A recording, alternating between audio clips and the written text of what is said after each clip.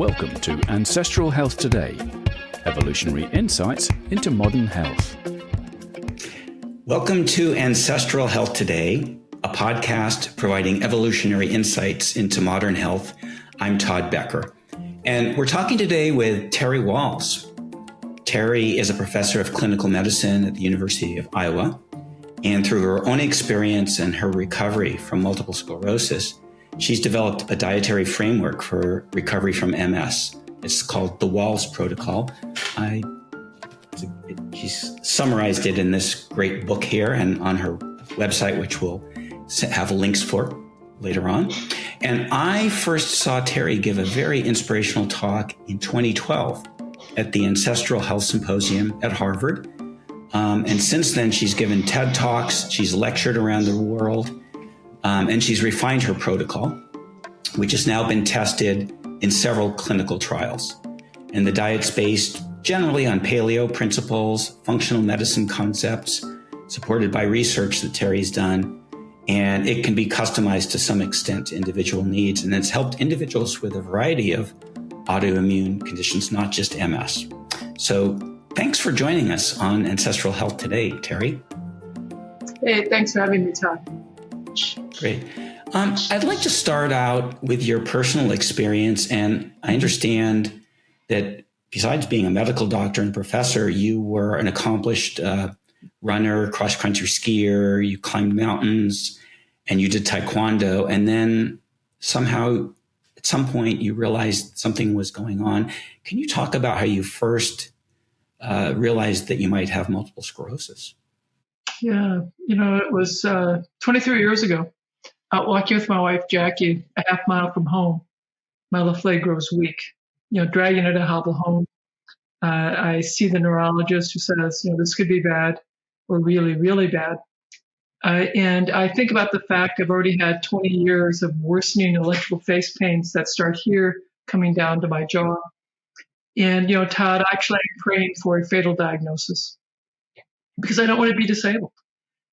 3 weeks later, I hear multiple sclerosis. I find the best MS center in the country, take the newest drugs, and 3 years later, I hear tilt recline wheelchair.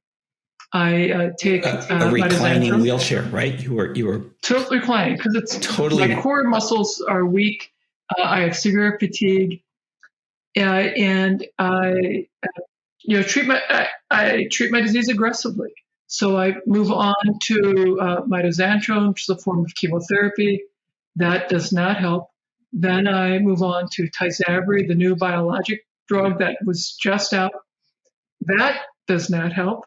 Then I'm switched to Cellcept. And that's when I'm like, it's very clear this is really going to be terrible. I'm clearly on track to become bedridden by my illness.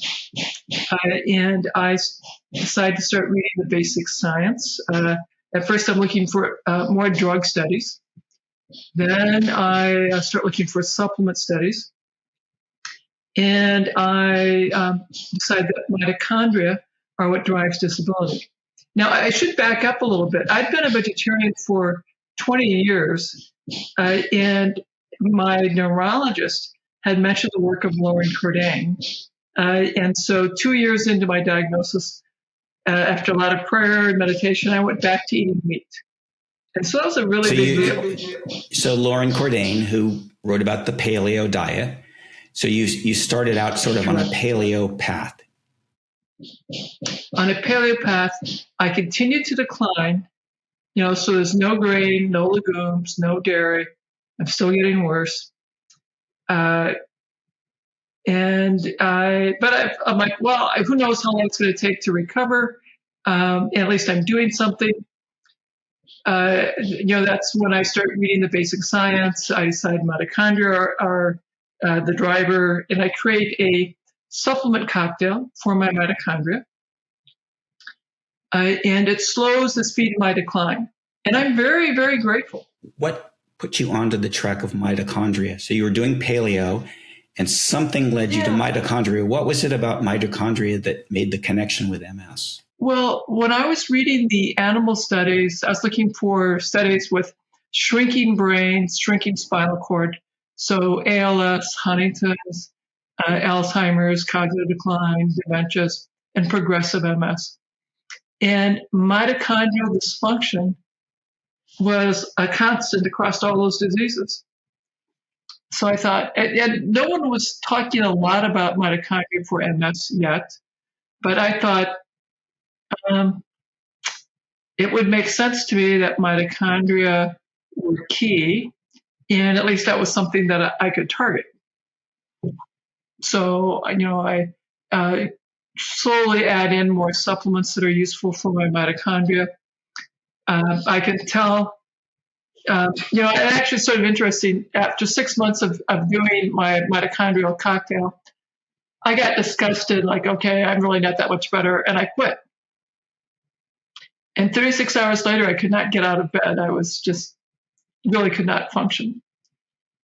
And 72 hours later, my wife comes in and says, honey, why don't you take the supplements again? So I'm like, okay. So I took them. And next morning I could get back up and go to work. And I thought, wow, that's really interesting.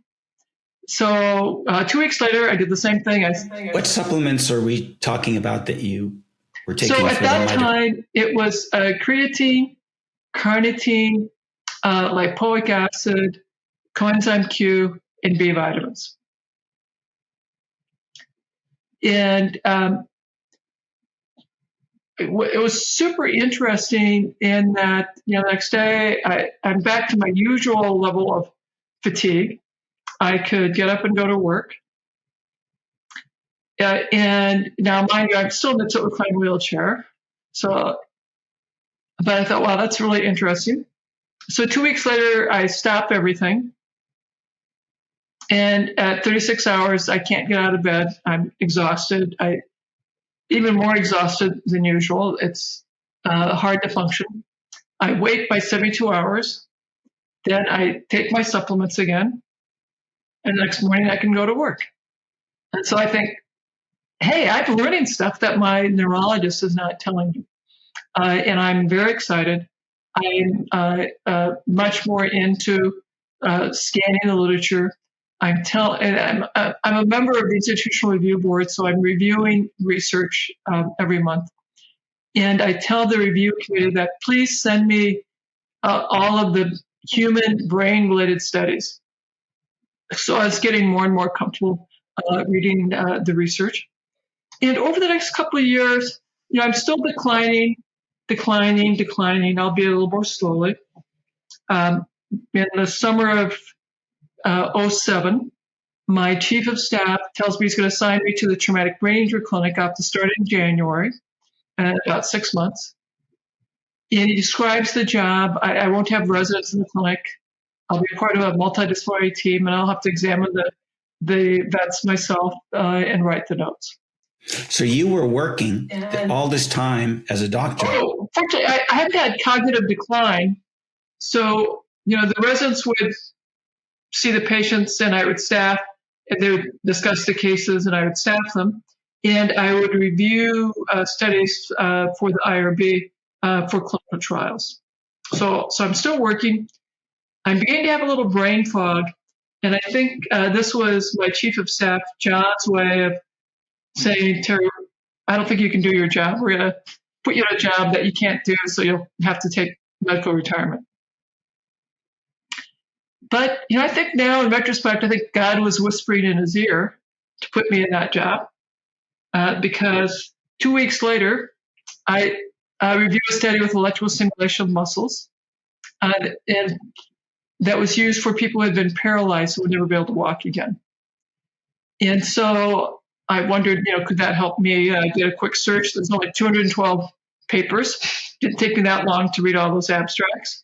And they're just a handful with cerebral palsy and stroke, nothing in MS.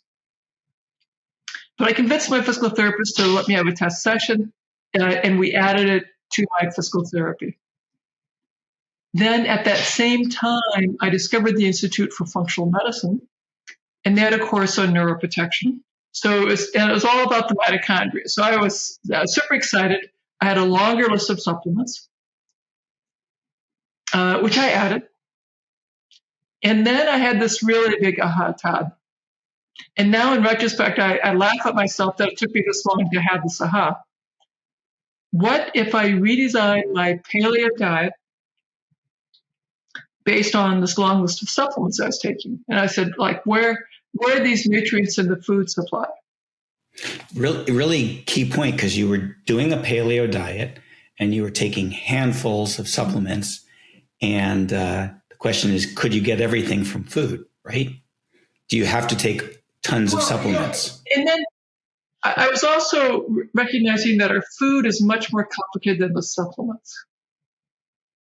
That, there's tens of thousands of compounds in the food that we eat that we've not even named or described, that our bodies somehow use to nourish us. So I thought, well, I'd probably get other really good things for me if I ate a diet that concentrated on these. And there was like, there are now 17 nutrients that we track, but when I asked my dietitian colleagues where these nutrients were in the food supply, they said, well, I don't know. They went to the library. There were good resources there, so I went back to the internet. And the Linus Pauling Institute for Micronutrients was super helpful. So I reorganized my paleo diet. And now, just as important as what to avoid is what to stress. So the story gets pretty dramatic. Now, in 2007, in December, I'm beginning to have brain fog. I have trigeminal neuralgia. My level of pain is really extremely difficult. I have weak torso muscles, so I couldn't sit up like I am now. I was in a zero gravity chair with my knees higher than my nose. I could take just a couple of steps. If I sat in a regular chair like this, I could only do so for about 10 minutes. If I sat longer than that, I was just completely exhausted. And that, by the way, Todd, is the definition of being bedridden. It's good that I did not know that at the time. So I start this new way of eating December 26th. And then in January, I go to the traumatic brain injury clinic. In the first 2 weeks, I'm just in my tilt recline wheelchair watching my partners do the exams. And then the third week of January, it's time for me to start examining the veterans and writing the notes for them. And that first day I come home, and it was not too bad. I was sort of surprised. And at the end of the week, I tell Jack, it's not too bad. I think I can do this. And I also say, I want to sit in a regular chair for supper because I feel like, I am stronger. So we get the regular chair, and I have supper sitting at the chairs upright normally. Very exciting. When I see my physical therapist says, Terry, you're definitely stronger. And he advances my exercises. So now I'm doing 10 minutes of mat exercises twice a day with my electrical stimulation muscles. And then we keep advancing them. And in February. Maybe you could just fill us in on, you're talking about electrical stimulation. That was something you had started. Sure. Mm-hmm. Yeah. So electrical stimulation, TENS, is something that people use to help over sensory nerves to help with pain. It's a slightly different frequency. If you put it over motor nerves and muscles, you can get more muscles to contract. And this is very helpful for people who are paralyzed, so the muscles are still doing work, and we're blocking the harm of inactivity. But they're still never going to walk. And then for me, I would volitionally contract the muscle and I'd dial up the current, then I'd get electrically driven contraction as well. So I get a bigger workout. And I could tolerate the workout when I had an electrical augmentation. My physical therapist had said, Terry, I can definitely grow bigger muscles. What I do not know is if your brain can talk to the bigger muscles that we grow. It's possible I may be making dead weight on your legs, and we may be making it harder for you to walk. So you want to be sure I understood that, yeah, I could be making circumstances worse for myself. The other thing that was super interesting, Todd, was every time I did the electrical stimulation, which, by the way, was quite painful because I, being a former athlete, like, by God, I was going to leave nothing on the table. Like, I figured more would be better. And so I would dial up the current and I'd be sweating from the intensity of the current. It did really good things for my mood and my mental clarity. And so the electrical stimulation. And so at the end of January, my physical therapist says, you're definitely stronger. He's advancing my exercises. I believe at the end of February, I decided to mail a letter. So people see me walking in the hallway, now with walking sticks, but for the first time in 4 years, which stuns everyone. And then in March, I'm walking with one walking stick, and then by the end of March, no walking sticks. And in April, I am talking with my wife, Jackie, that I'd like to try riding my bike, which I've not done in 6 years. And she says, well, if things keep going well, maybe we can do that in the fall. Well, on Mother's Day, we have to have an emergency family meeting because I really want to try riding my bike. And so Jackie tells my son, Zach, who's 6'5" and he's 16, Zach, you jog alongside on the left. She tells Debbie, my 13-year-old daughter, you jog alongside on the right. And that she'll follow. So we all get in a position. She gives the all clear, and I push off, and I bike around the block. That's amazing. Now that big 16-year-old boy, he's crying. The 13-year-old girl, she's crying. Jackie's crying.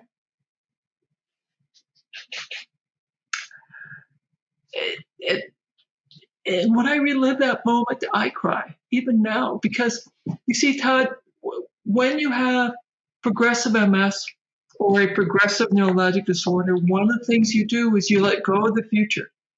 You learn to accept each day as it unfolds. And so even though I'd been walking around the block, I didn't know what any of it meant because I'd let go of the future. But when I biked around the block, I realized that the current understanding of progressive neurologic disorders, including progressive MS, is incomplete. And who knows how much recovery might be possible. And so, Terry, this is an incredible story. I mean, it's emotional. It's so remarkable to have that kind of recovery from being flat on your back, and then you're walking with sticks, and then you can ride a bike. I mean, that's transformational. And then, so I kept biking a little bit further. In October, Jackie signed us up for the Courage Ride, which was 18.5 miles. And when I crossed that finish line, we're all crying again. But I biked 18.5 miles. And I can bike for hours. I went up to, I can jog in the neighborhood, not fast, but I can jog. So no, I'm not normal. I'm not going to be athletic in the way that I once was athletic. But, I have a very rich and amazing life. And it certainly transformed how I think about disease and health. It will transform the way I practice medicine. And it will transform the type of research that I do, Todd.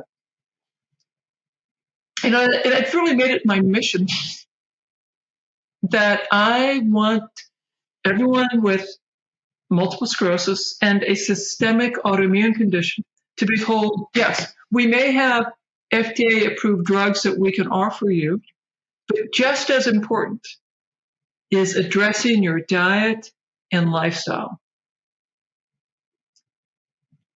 And we're making headway on that. It's incredible. I just want to rewind to where we are. So you did the paleo diet, you looked at supplementation, you did the research and added nutrients that could help with mitochondria, and you even expanded what you ate to make sure you're getting the right things. And you did the electrical stimulation. Were you still taking any disease modifying drugs at this time, or had you discontinued that? No, interesting. So at that time, I was taking Cellcept, which is a drug given to people with transplants. It does suppress your immune system. And I've had three relapses in the whole disease course. When I walked into my neurologist's office in April of 2008 and told him what I'd done, showed him my eStim device, and we talked about whether or not I could be tapered off my disease-modifying drug treatment. He said, yeah, let's do that because they really didn't help you. And you're old enough that the risk of harm over the age of 50 begins to be increased. So he tapered the Cellcept over 2 weeks and then stopped it. And I've not been on any disease-modifying drug treatment since then. And I still see my neurologist twice a year. I still get periodic MRIs. And I'm old enough that you would not expect me to have any relapses because people quit having relapses and new enhancing lesions generally starting around age 45 to 50. And certainly by 55, it'd be very, very rare to have a relapse. But what they have is this progressive decline, worsening disability, worsening brain volume loss, and cognitive decline. And of course, the exact opposite has happened. I'm getting stronger and stronger. And, I am getting older, so I'm probably having some age-related brain volume loss. But, I'm doing research, writing papers, teaching clinicians around the globe. So I'm doing really very well. You've turned the corner, and more so. So incredible story, and I want to build on that, but I want to come in back to your key insight, which I think seemed to really move things in a new direction, and that was your focus on mitochondria. And, there's been a lot of theorizing, and there's studies about what's the cause of MS. Some people look at viral infections like Epstein-Barr. There's a lot of association there. There was this theory of cerebral venous insufficiency, which may be a piece, but didn't really play out. So what's your view of what's the cause? And does it all come back to mitochondria? Or is there one cause? Are there many causes? What causes MS? So there's a sequence of things that need to happen. First, you have to have genetic vulnerability. Right now, we identified about 300 genes that increase the risk for having MS. And each gene might increase the risk about 1%, 2%. There are just a couple of genes that increase the risk about 10%. The vast majority is just a tiny, tiny increase.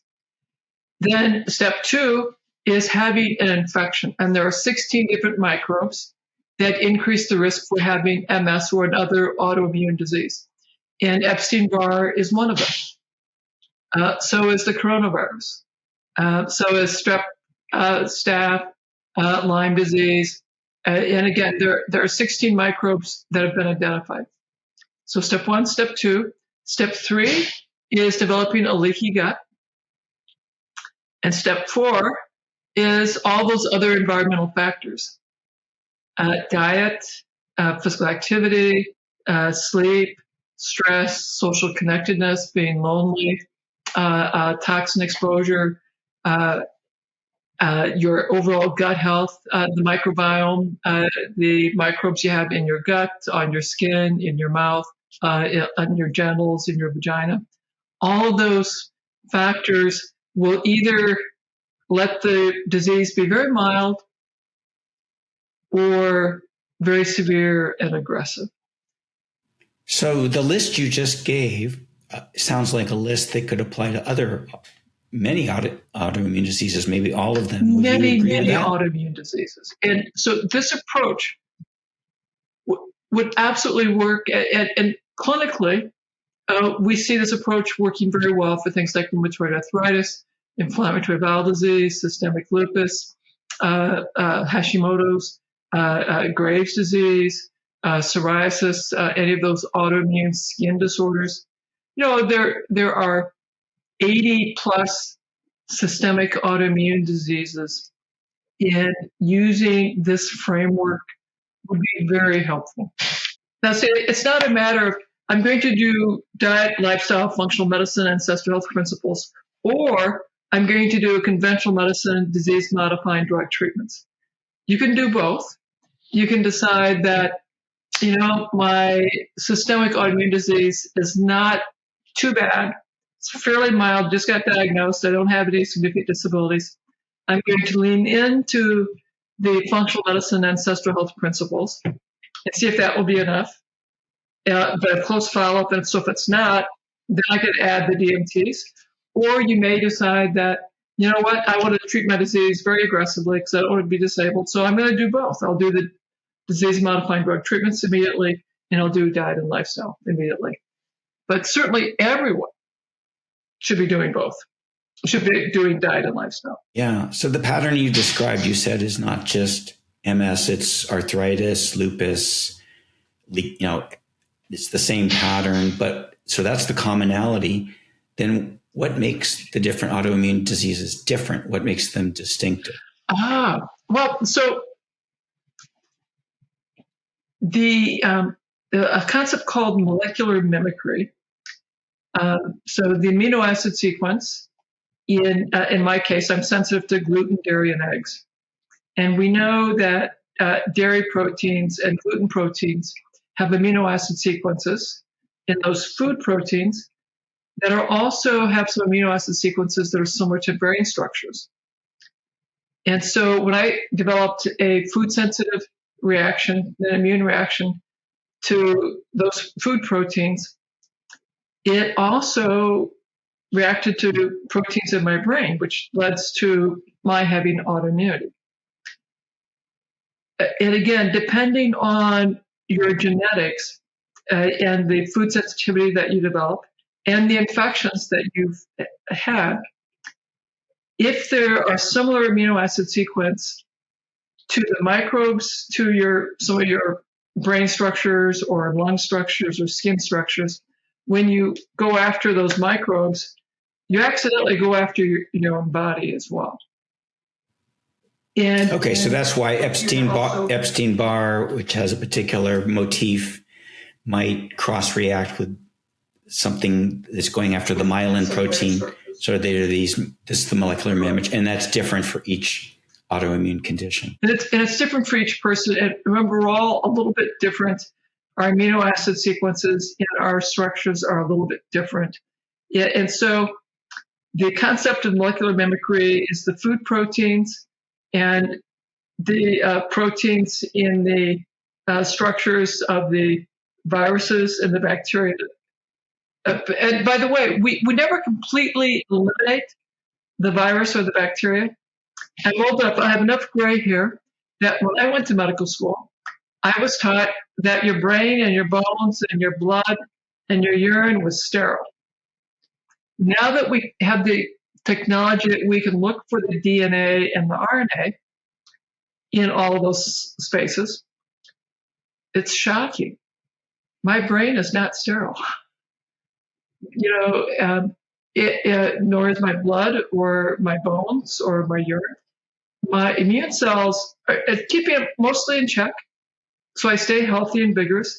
But as I get older, my immune cells are gradually less and less competent And that contributes to why we have more infection, why we may have more cancer, and probably why we have more cognitive decline, because the microbes in my brain create more mischief. Now, and I think the way that we accelerate aging is the standard American diet: high in sugar, high in carbs, continuous eating, no hormetic stresses. That leads to accelerated aging of the brain, accelerated aging of our immune cells, accelerated aging of our mitochondria, accelerated aging of the whole organism. But the good news is we can reverse that and certainly slow it, and we can youth it. So some of the things you're saying, we hear a lot about in the ancestral community in terms of eliminating some of the potential allergens or infections that can initiate this inflammatory process. So that's the avoidance part. But in your protocol, maybe we can start to get into the diet. You're actually adding nutrients, and you're adding things that you say overcome some of the weakness or strain on the mitochondria and build the mitochondria. How does that work? How does diet help restore your mitochondria? It's super interesting. I had gone paleo, no grain, no dairy, and still and no legumes, and still declined. The magic happened, and I had all these supplements that declined more slowly, but still declining. When I went back and said, okay, where are these foods? Where are these ingredients of the food supply? Man, that's when the magic happened in surprisingly rapid space. And I'm eating huge amounts of green leafy vegetables. And for the first 4 years, if I didn't get my extraordinary amount of green leafy vegetables, at about 36 hours, I could tell my cognition was not as clear and my energy was not as good. Super interesting. After, and I was feeling well enough that I could travel to do lectures, like the one that you saw at Harvard. So I travel with cabbage. I travel with green drinks because I was eating a huge amount of non-starchy vegetables. Now I'm a little more ketogenic. I have more resilience because I'm further into my recovery. And so I still eat a lot of green leafy vegetables, but if I don't get my 3 cups of greens every day, I can go to a scientific conference and I'm not having cognitive problems. I could not have done that in the first 3 years. You mentioned green leafy vegetables in your protocol. I think you have 3 different categories, at least, of vegetables, and can you talk about that? Yeah, so we'll talk about the ads. When I use this concept in my clinic, I stress with my vets that we do the ads first because it's easier to add than subtract. So the goal is 9 cups of vegetables. And it's like, is that per month or per week? So no, that's per day. 3 cups of green leafy vegetables, 3 cups of sulfur-rich in the cabbage, onion, and mushroom family. And 3 cups of deeply colored like carrots, beets, berries. The green leafy are a great source of calcium, magnesium, vitamin K. And your gut bacteria will metabolize them to a more active form of vitamin K that we need. And we know in the animal models, vitamin K is very helpful for myelin and for brain stem cells. And was that why I was so sensitive to green leafy in the beginning? Perhaps. The green leafies are also vital for retina health, eye health, and for cognition. The cabbage family, onion family, great sources of sulfur, very, very good for brain neurotransmitters. Mushrooms Again, very good for brain neurotransmitters and good for brain nerve growth factors. And we know in multiple studies that the more mushrooms you eat, the lower the rates of anxiety, depression, and cognitive decline. Deep colors, particularly blue, purple, black, very good, again, for cognition. And there's a lower rates of all-cause mortality, cancer, heart disease, diabetes, and obesity. So a lot of reasons to have those colors. Yeah, I think that's really helpful to have those three different categories because they are all performing different functions, right? You really want to have some of each, the green leafies, the sulfur-rich, and the colors, right? And you want to have sufficient meat. A simple way to think about that is meat or fish, 2 palm-sized servings of meat or fish every day. And then you have your vegetables is the other stuff that you eat. If you're a guy or a tall lady, I'm 6 foot tall, you should be able to get your 9 cups in. If you're petite, then it's going to be proportionately less. It's not that you have to force yourself to eat food beyond your appetite. I don't want people to be hungry, but I want them to eat foods that are good for them. So first we get them to eat all their vegetables, make sure they're having enough meat, and that's it. Then eat what you want. And what they discovered is, well, if they ate all those vegetables, ate their meat, they weren't really hungry after that. And that was the goal. Now, people who are very petite, particularly my 4'10" ladies, they're having more like 4 to 6 cups of vegetables. So Terry, what specifically are we looking for in meat and fish? How is this helping? Well, for my vegetarian friends, their diets are low in branched chain amino acids, and that leaves them vulnerable to not having enough protein in their diet. Leaves them vulnerable to having sarcopenia, loss of muscle mass, and that will make insulin resistance, metabolic syndrome much more likely. And so I'm wanting them to have meat for the complete protein. I'm wanting them to have plenty of carnitine. And if they're having liver, they're going to get coenzyme Q. They're going to get minerals, zinc, magnesium, copper that's readily and easily absorbed. If you're getting minerals from plant sources, it's not quite as readily absorbed. The one nutrient that's not very plentiful in meat is vitamin C. And if you cook your meat, you tend to destroy all the vitamin C. And then I'm not going to be very enthusiastic about raw meat because of the risk of bacterial infection and parasites from raw meat. Now, our traditional societies, if you look at the Inuit and the societies that are basically more carnivore, have very little carbohydrate intake, those societies had a lot of fermented meat and a lot of raw meat. And that's not what, That's not what people are doing here in the U.S. It's certainly not what I'd feel comfortable recommending. Yeah.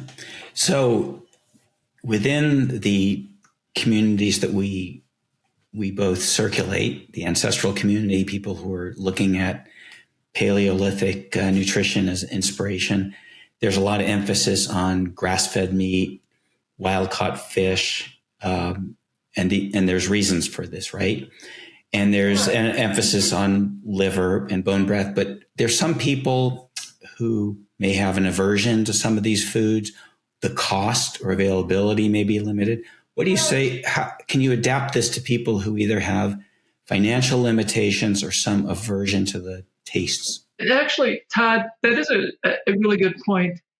in my traumatic brain injury clinic and in the therapeutic lifestyle clinic at the VA, we often had people who were not working, who were disabled by their illness.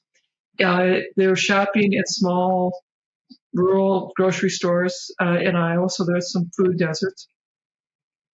And so we, in fact, taught them how to do some beans and rice and some vegetarian meals.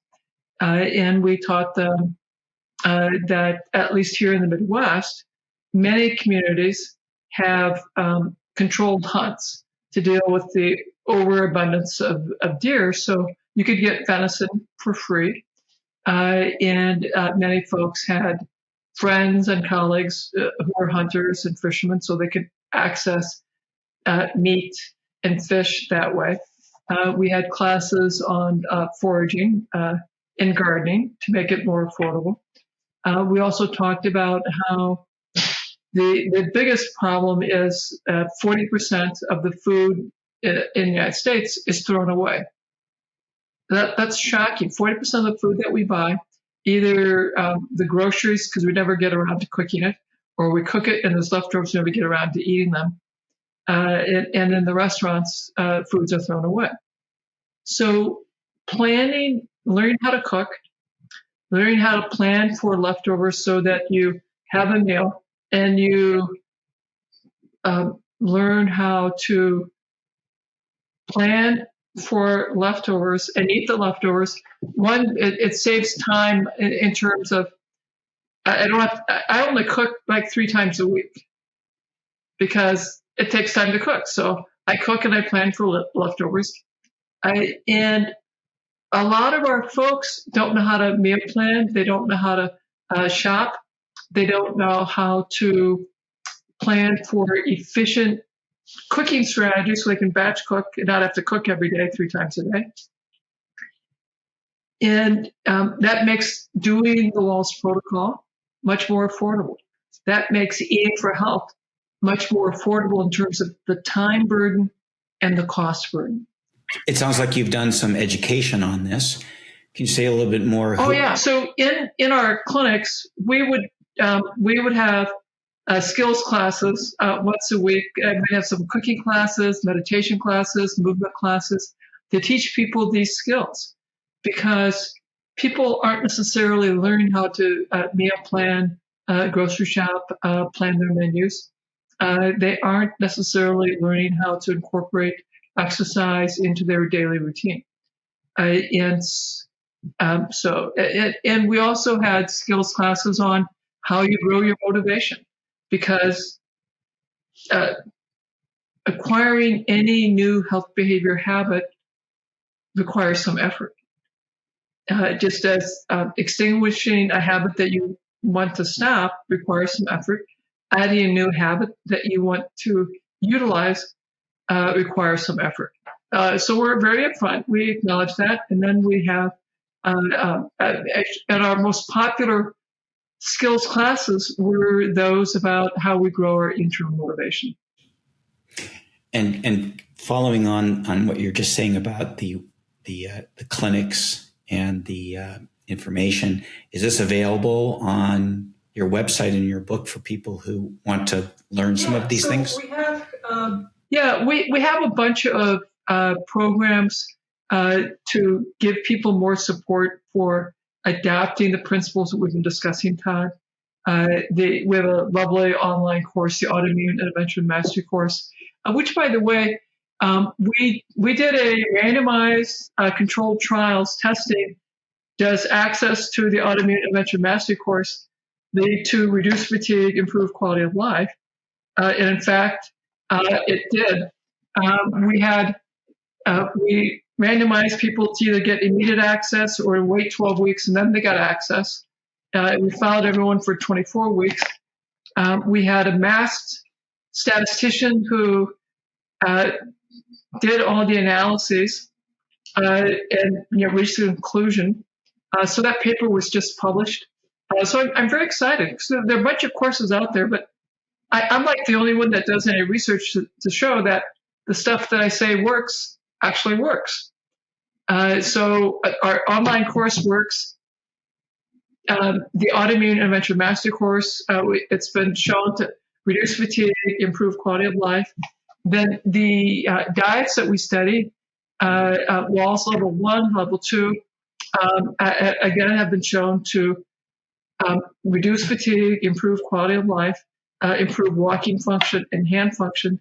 In several studies now, we have a ketogenic diet study that the study was too small for me to be able to say whether or not that was helpful. We have a larger ketogenic diet study, and that will know at the end of 2026. We'll have all of our data. We'll be analyzing it and probably presenting it, hopefully in scientific meetings in 2027. So, Todd, you'll have to have me come back, and then I can tell you all about that study. That's great. And now we're getting into, I think, one of the topics that's really interesting here, and that is your work on clinical trials, because your personal story is amazing. It's an N of 1, and you can probably work with a small group of people in clinics. But if you really want to transform medicine, if somebody's going to the neurologist and they say, hey, I heard about this great Wahls Protocol diet, the practitioners have to believe in it, and their standard is to look at randomized controlled trials. And you've done a lot in that in the 10 years since I've heard you. Can you describe, so first of all, give us an overview of what are the clinical trials you've done, and then what are you about to do? Randomized controlled trial is what you need to do. So you have the intervention compared to a control group. Then you see, does the intervention, is it helpful? And we look at fatigue and quality of life as the primary outcomes. And then secondary outcomes have to do with walking, hand, vision function, cognitive function. We've done 7 trials.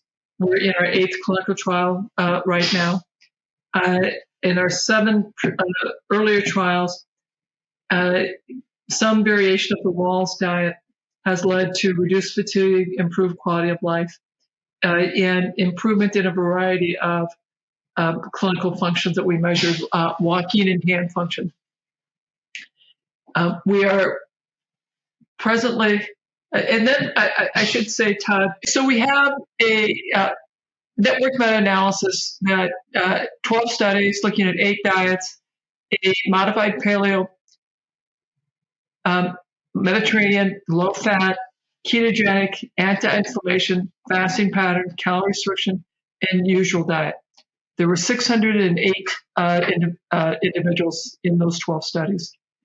And what we saw is for reducing fatigue, the paleo diet, Mediterranean diet, low-fat diet, those 3 were helpful. Paleo diet being about 50% more effective than either Mediterranean or low-fat. And then for improving quality of life, for physical health and mental health quality of life, it was the paleo diet and the Mediterranean diet. And the paleo diet was twice as effective as the Mediterranean diet. And that was in Neurology, the highest impact journal that is out there. And this is a recently published study, right? The Neurology study? Recently published. It was published about 6 months ago. 6 months earlier. And this is the one that compares the different diets. It compares different diets, and because it's a network meta-analysis, they're able to rank order most effective to least effective. And the journal had an editorial with published that said, we now have good evidence that diet really matters, and that people with MS should all be told that diet really matters. They should be referred to a nutrition professional who can help them improve their diet. They should eat more vegetables, less sugar, less processed food. And if one of these diet plans speaks to them, whether it's the Mediterranean, paleo diet, low-fat diet, or even a ketogenic diet, or fast or intermittent fasting, they should be encouraged to improve their diet. So the Wahls Protocol was one of those diets. Where did it come out, particularly what was its main strength over the other diets? It was the most effective. It was 50% more effective than either Mediterranean or low fat. it was twice as effective as the Mediterranean diet. And the modified paleo diet was the studies that we did basically that were looking at level 2 of the Wahls Protocol. Just to back up a little bit, this was how many people over how long a period of time? It sounds like pretty big studies. That is what they do is they combine all of the studies. So they combined 12 studies. You had to have a diet intervention that lasts at least 4 weeks, and you need to have it had to be randomized. So some of the studies were controlled with a control arm, and some were what we call parallel arms, where they're comparing 2 or more arms. And these were all MS patients. Were they primary progressive? MS patients who had MS confirmed by at least the McDonald's criteria of 2010 or 2006 or 2017. So Neurology confirmed MS diagnoses. And was it relapsing remitting? Or is it progressive MS? It could be relapsing remitting, or it could be progressive MS. Wow, well, this would be great reference to show to your neurologist if you're wanting to get help there, right? And Todd, I will make sure you have a copy of both the network meta-analysis link for that, and a link for the accompanying editorial that said, we now have good evidence that diet matters, and that everyone should be getting a referral to a nutrition professional. So we'll get you those. We can put it in our show notes as a reference. I think that would be very helpful, Terry, as a guide. Thank you. So maybe I guess I just want to go back a little bit, because it's amazing that you've done this many clinical trials. Was it hard in the beginning? Did you have a lot of resistance? Was it hard to get funding for this? Because you don't get funding for these trials very easily if you're not selling a drug. So what's really helpful is that my chair of medicine at the university is a rheumatologist. So he understood that, secondary progressive MS is a progressive disorder. He was thrilled to see me walk in, because he hadn't seen me walking in 4 years. And he, in that first meeting in 2008, he said, Terry, I want you to write a case report, because a single case report can change everything.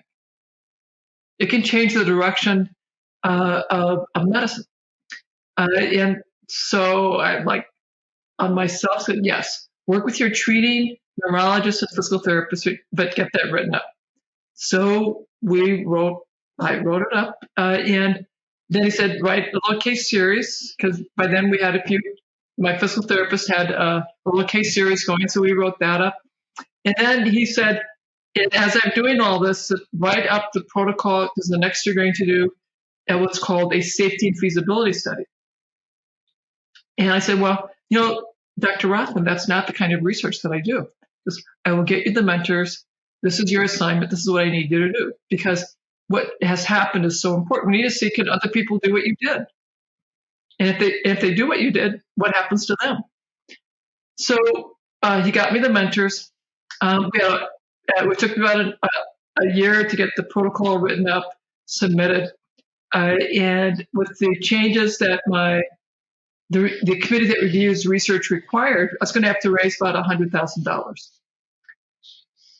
And I thought, okay, well, this is going to be not going to happen. But I was able to convince the MP company to give me access to the electrical stimulation devices and the supplies for 20 people. And a group in Canada, Direct MS Charity, gave me $50,000 to cover the supplement costs and some testing costs that I would need to do. And we're able to do the study. So the IRB said, do 10, give us a safety report, and then you can do the next 10. And I found a PhD student who wanted to do this as her thesis dissertation project, so that was helpful. we did the first 10. We were ready to publish those findings. It took me 2 years to find a journal that would publish those findings. But, you know, and we presented the findings at a scientific meeting in 2011. And it was not, and so we had the manuscript ready in 2011. It wasn't until 2014 that I was able to get it published. But after we got the first one published, and by then we had the second 10 through, so we had our manuscript with 20 people in it, and we got that published in 2015. And then we were able to start, our third clinical trial and our fourth clinical trial. And I went back to the group in Canada. They gave me some funding to do some more, this time a small randomized controlled trial. So we got those going.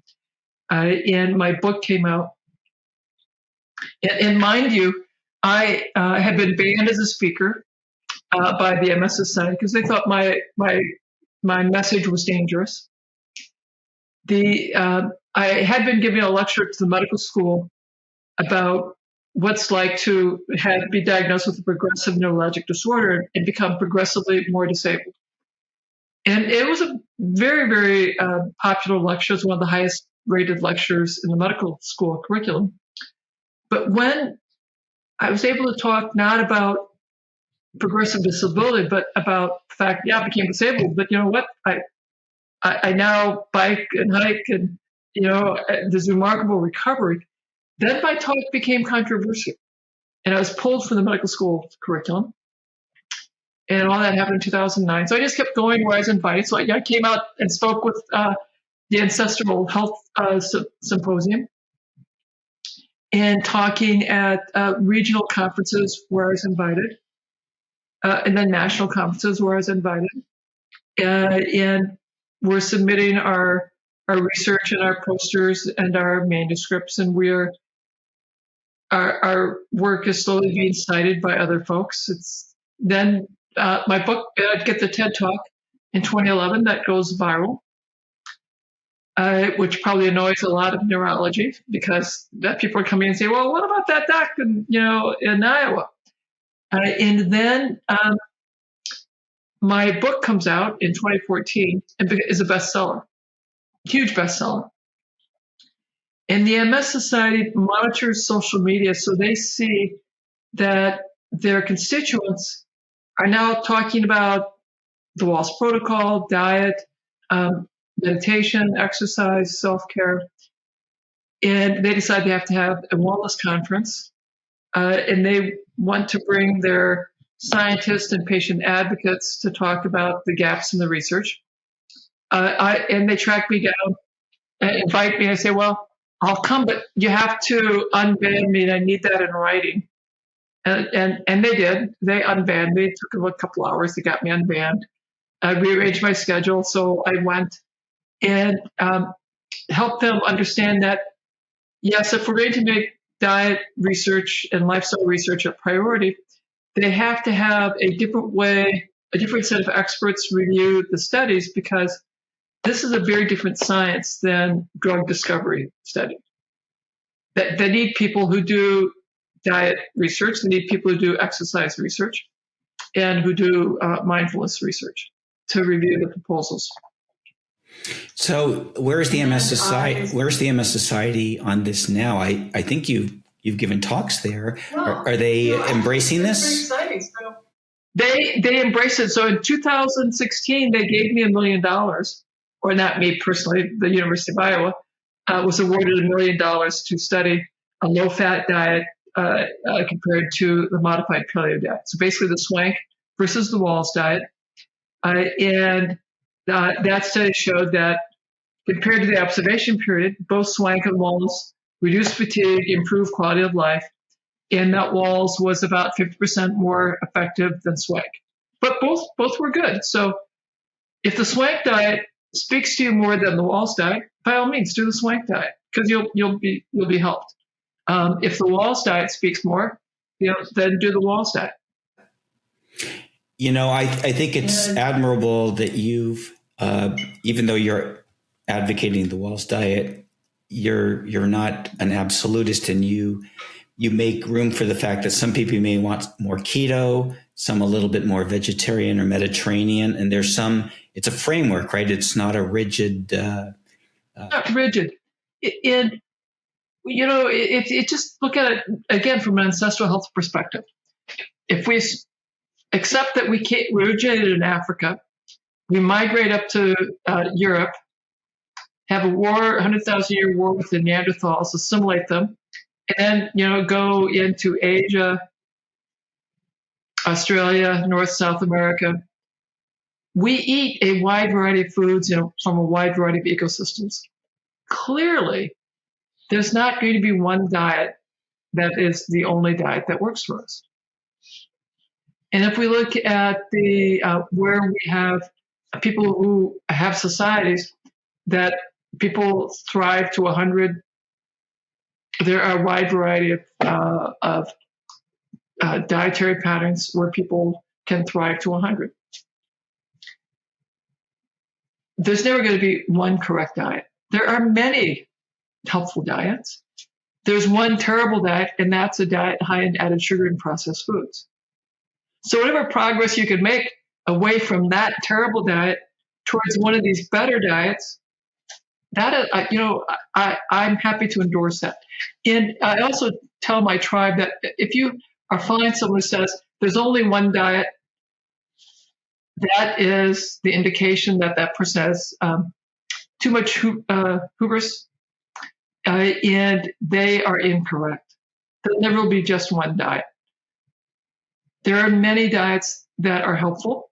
Some diets may be more helpful for you than others, and it may be for my genes and for my microbiome.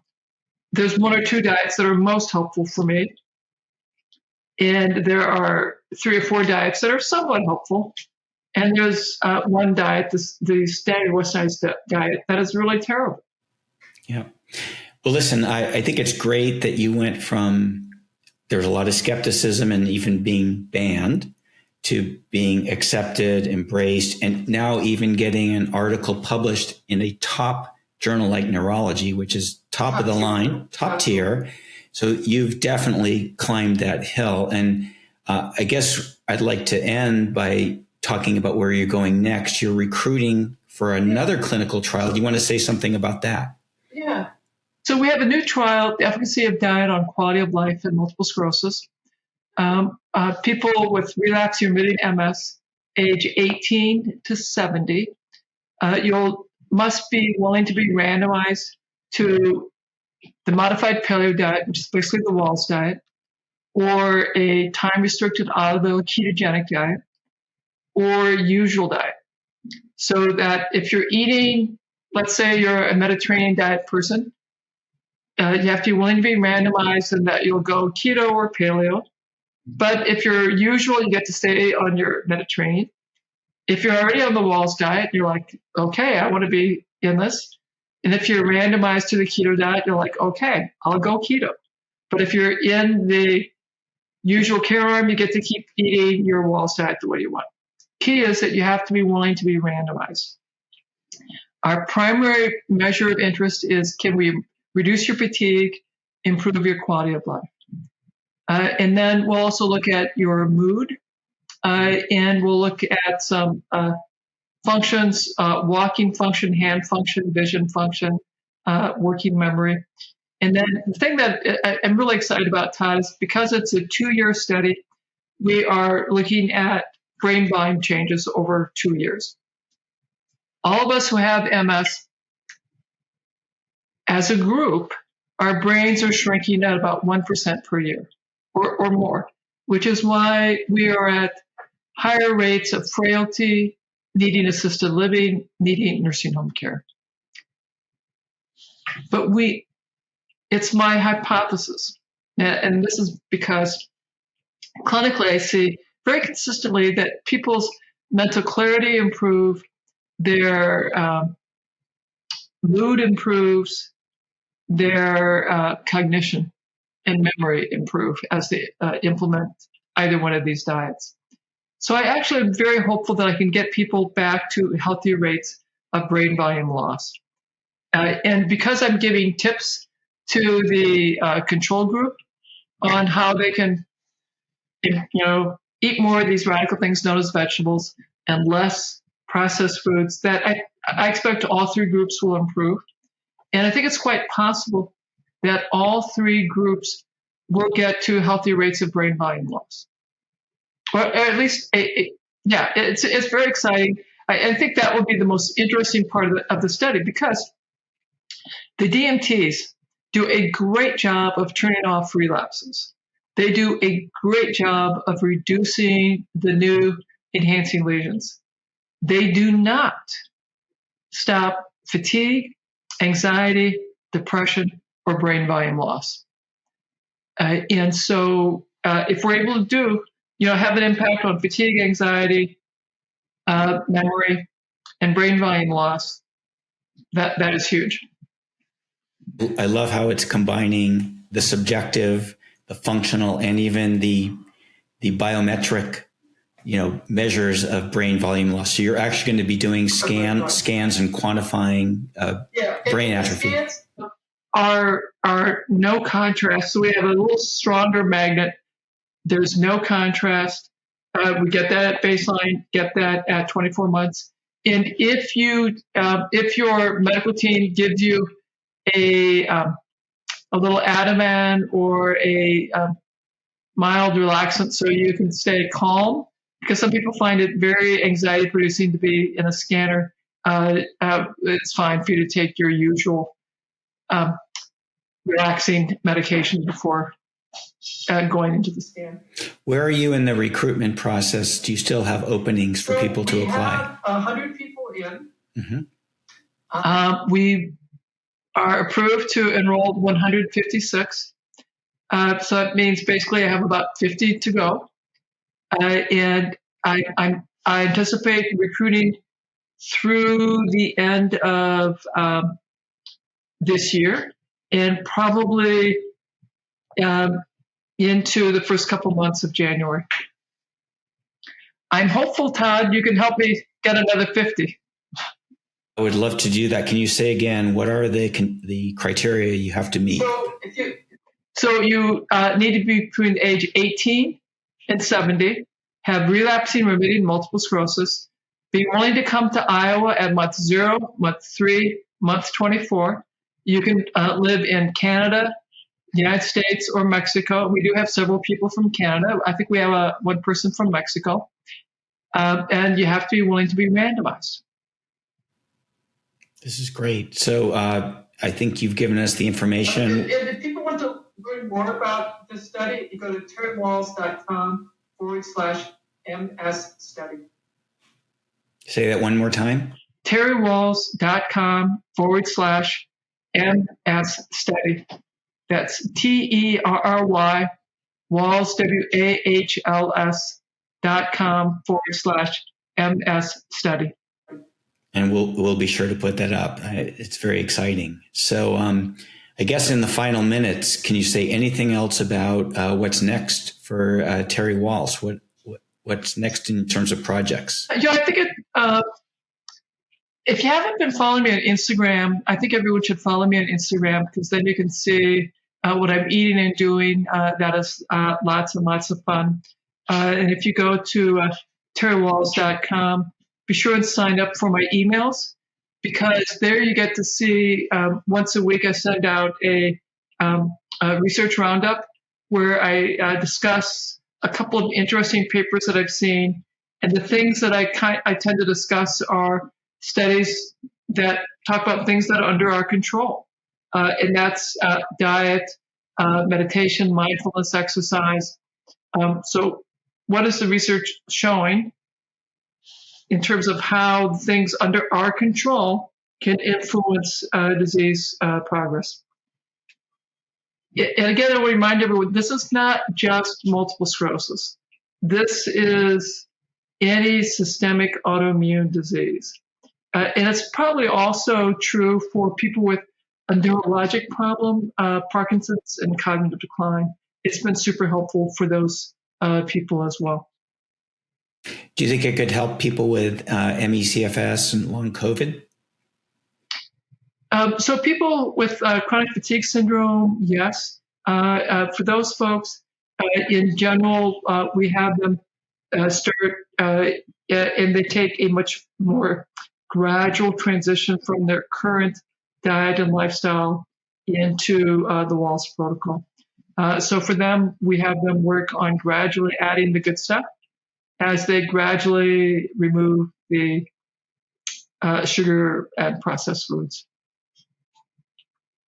You know, in ideally, Todd, what you can do is find a practitioner with whom you can work, who can help personalize all this and watch as you make these stepwise contributions or stepwise changes.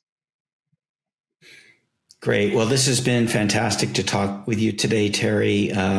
You've had a long trajectory of starting from personal experience, expanding outward, doing clinical trials, writing books, helping so many people. It's of high interest to those of us in the ancestral health community. Yeah. We hope to maybe have you speak at one of our future conferences too, if you're up for it. Yes, I would love to do that. I would love to come back. It That's would be so much fun. All right. Well, thanks for talking with us today. Thank you. Thanks for joining us on this episode of Ancestral Health Today.